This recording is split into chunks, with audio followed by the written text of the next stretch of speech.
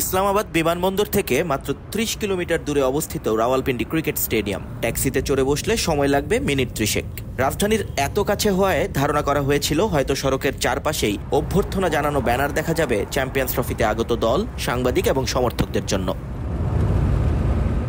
কিন্তু বেরসিক বৃষ্টির কারণেই কিনা অভ্যর্থনার কোনো ছিটে ফোঁটাও পাওয়া গেল না শহর জুড়ে। তবে স্টেডিয়াম পাড়ায় ঢুকতেই চোখে পড়ল ডিভাইডার এবং ফ্লাইওভারের রেলিংয়ে ঝোলানো রোহিত শর্মা, শান্তদের ছবি। ভারত পাকিস্তান বৈরিতায় দেশটিতে ইন্ডিয়ান পতাকা না উড়লেও রোহিত শর্মার ছবি দিয়ে প্রচারণা ছিল চোখে পড়ার মতো। স্টেডিয়ামের গেট থেকে বাউন্ডারি দেয়াল পুরোটাই ঢাকা চ্যাম্পিয়ন্স ট্রফির ব্যানারে। সেখানেও একই ছবি, পাশাপাশি বাবর, রোহিত শর্মা, সঙ্গে চারদিকে নিরাপত্তার বাড়াবাড়ি। পুরো স্টেডিয়াম ঘিরে রেখেছে পুলিশ, সঙ্গে দেখা গেল আরো কয়েকটি বাহিনীকেও। তবে এত নিরাপত্তার পরও ভারতের মুখ ফিরিয়ে নেওয়া পোড়াচ্ছে এখানকার সাধারণ মানুষকে। পাকিস্তানের নিরাপত্তা নিয়ে কোনো ইস্যু নেই। আমরা ভারতকেও এখানে খেলতে আসার আমন্ত্রণ জানাচ্ছি। পাকিস্তানের নিরাপত্তা অনেক ভালো, এখানে কারো কোনো ধরনেরই সমস্যা হবে না।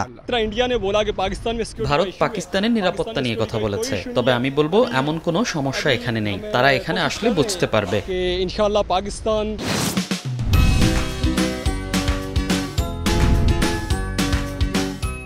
পিন্ডি স্টেডিয়ামের পাশে দেখা মিলেছে কয়েকজন বাংলাদেশিরও। খেলা দেখতে এসেছেন, কিন্তু মেলেনি সোনার হরিণ টিকিট। আশা ম্যাচের আগে ব্যবস্থা হয়ে যাবে সেটা, আর তাহলেই যে গলা ফাটাতে পারবেন শান্ত মিরাজদের হয়ে। তবে তারা না থাকলেও খুব একটা অসুবিধে হবে না বাংলাদেশের। পাকিস্তানিরা যে সমর্থন দিতে বসে আছে লাল সবুজকেই।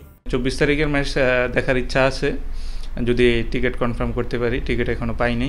সেকেন্ড ম্যাচ ইনশাআল্লাহ ভালো করবে, কজ রাওয়ালপিন্ডিতে যে লাস্ট টেস্ট সিরিজ ছিল বাংলাদেশের, ওইখানেও বাংলাদেশ খুব ভালো করেছে। My full support is in Bangladesh team. Rawalpindi স্টেডিয়ামে গ্রুপ পর্বের বাকি দুটো ম্যাচ খেলবে বাংলাদেশ। নিয়ন মুহাইমিন, সময় সংবাদ, রাওয়ালপিন্ডি, পাকিস্তান।